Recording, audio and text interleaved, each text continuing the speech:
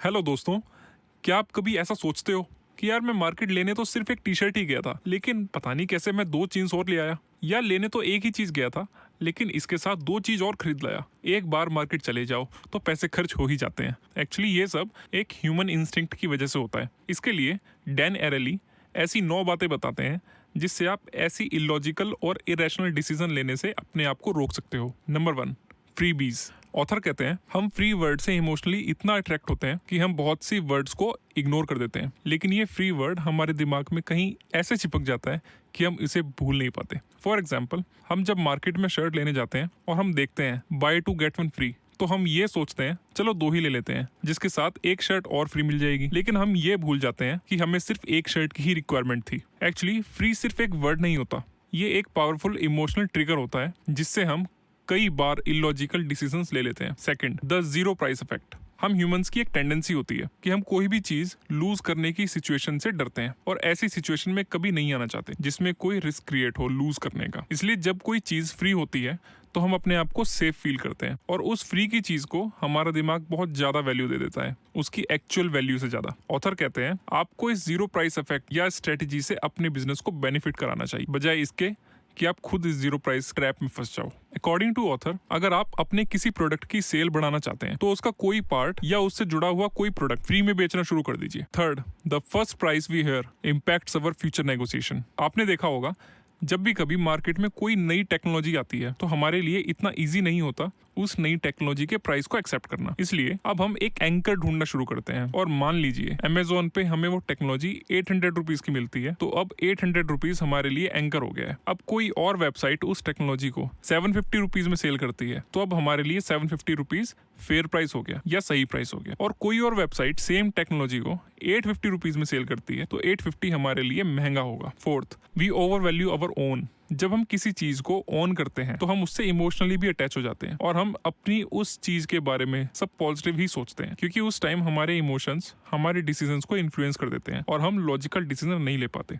For example, mister A अपना घर cell करने का प्लान करते हैं जिसमें वो काफी लंबे टाइम से रह रहे थे और उन्होंने अपने घर का इंटीरियर बहुत ही डिफरेंट और अपने चॉइस का बनवाया था जो उन्हें बहुत पसंद था। लेकिन मिस्टर ए ये एक्सपेक्ट कर रहे थे कि उनके उस स्पेशल और डिफरेंट डिजाइन की वजह से उनके घर की उन्हें एक्स्ट्रा वैल्यू मिले, लेकिन बायर्स को उनका डिजाइन ही पसंद नहीं आ रहा था, जिसके लिए बायर्स उल्टा उनसे डिस्काउंट एक्सपेक्ट कर रहे थे। सेकंड एग्जांपल, मिस्टर बी अपनी कार बेचने का प्लान करते हैं, लेकिन जब भी वो अपनी कार के ऊपर फॉर सेल का साइन लगाने का सोचते हैं तो उनके माइंड में उन सभी ट्रिप्स की मेमोरीज आ जाती हैं जो उन्होंने अपनी कार में ट्रेवल करके की थी, क्योंकि उनका एक इमोशनल अटैचमेंट हो चुका था अपनी कार से। और इसका इफेक्ट ये हुआ कि अब मिस्टर बी अपनी कार के ज्यादा प्राइस डिमांड कर रहे थे उसकी एक्चुअल वैल्यू से ज्यादा। एक्चुअली हम ये याद रखते हैं कि हम क्या लूज कर रहे हैं, पर ये भूल जाते हैं कि हमें क्या मिल रहा है, जैसे कार की एक्चुअल परफेक्ट वैल्यू। इसलिए हमें इस पूरे वर्ड को कस्टमर के पर्सपेक्टिव से देखना चाहिए, बजाय इसके कि हम पहले अपने इमोशनल में इंडल्ज हो जाएं उसके बाद वर्ल्ड को देखें। फिफ्थ,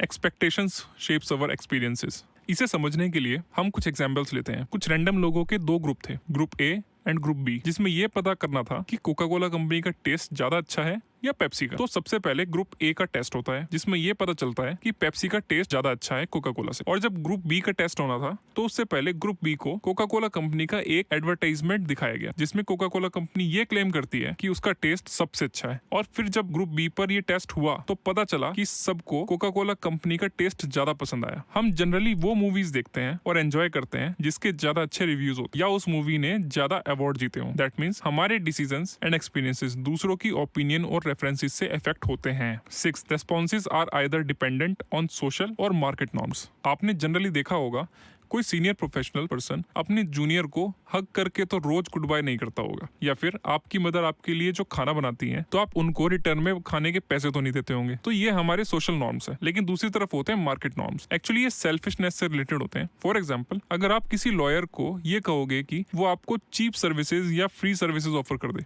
तो हाईएस्ट चांसेस होंगे कि वो आपको मना कर देगा। इसलिए ऑथर कहते हैं कि हमेशा कुछ भी ऑफर करने से पहले या डिमांड करने से पहले वो ओकेजन चेक कर लें, कहीं वहां पर सोशल नॉर्म या मार्केट नॉर्म तो इफेक्ट नहीं हो रहे। 7, we are all a little bit dishonest. Actually हम सब थोड़े थोड़े डिसऑनेस्ट होते हैं। हम पैसों को लेकर इतने डिसऑनेस्ट नहीं होते जितना चीजों को लेकर होते हैं। फॉर एग्जाम्पल, हम जनरली अपने ऑफिस से पेन कॉफी मग तो चोरी कर लेते हैं लेकिन पैसे चोरी नहीं करते, या हम अपने पर्सनल प्रिंट्स ऑफिस के प्रिंटर से प्रिंट तो कर लेते हैं लेकिन पैसों को चोरी करने के बारे में नहीं सोचते।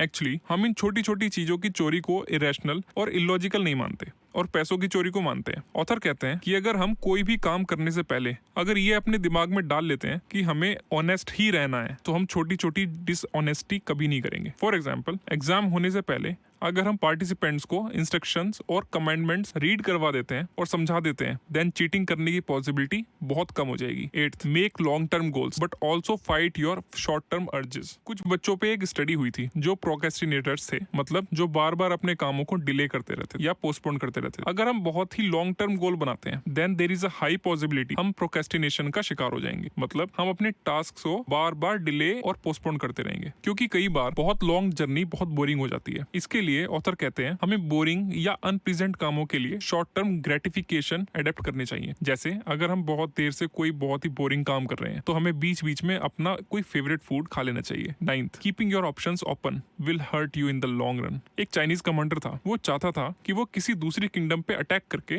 उस किंगडम को भी जीत ले और वहां पर भी अपना शासन स्थापित करे। और जब वो किसी दूसरी किंगडम में जाता है अपने सैनिकों के साथ, तो रास्ते में एक रिवर पड़ती है, वो उसे पार करके अपने सैनिकों के साथ दूसरी किंगडम में पहुंच जाता है। वो जिस नाव में वहां पहुंचता है, उसके सैनिक उसे नदी के किनारे बांध देते हैं। फिर उसी रात उसे और उसके सैनिकों को पता चलता है कि वो जिस देश में हमला करने आए हैं उसमें 25,000 सैनिक हैं, लेकिन वो अपने साथ सिर्फ 10,000 सैनिक ही लाया है। ये सुनकर उसकी ज्यादातर सैनिक उसे वापस जाने के लिए सलाह देते हैं, लेकिन वो मानता नहीं है और मना कर देता है। फिर उसके सैनिक कहते हैं कि अगर कल लड़ते हुए हम कमजोर पड़ने लगे तो हम वापस इसी नाव में भाग जाएंगे, इसलिए इस नाव को अभी नदी के किनारे ही बांध देते हैं। लेकिन वो चाइनीज कमांडर अपने सैनिकों को नाव में आग लगाने के लिए ऑर्डर दे देता है और कहता है अब नाव भी जल चुकी है और अब हमारे पास सिर्फ एक ही ऑप्शन है, पूरी ताकत से लड़ने का और जीतने का। और वो रियल में जीत भी जाते हैं। ऑथर भी यहाँ यही कहते हैं कि जब तक हमारे पास ऑप्शंस होते हैं, हम तब तक फोकस होके अपने गोल्स पर काम नहीं करते, इसलिए हमारे पास ऑप्शंस होने ही नहीं चाहिए। ये थी ऐसी 9 बातें जो हमारे माइंड को रैशनल और लॉजिकल डिसीजन लेने में हेल्प करती हैं। तो आपको ये वीडियो कैसा लगा कमेंट्स में जरूर बताइए और देखते रहिए लुक ओवर।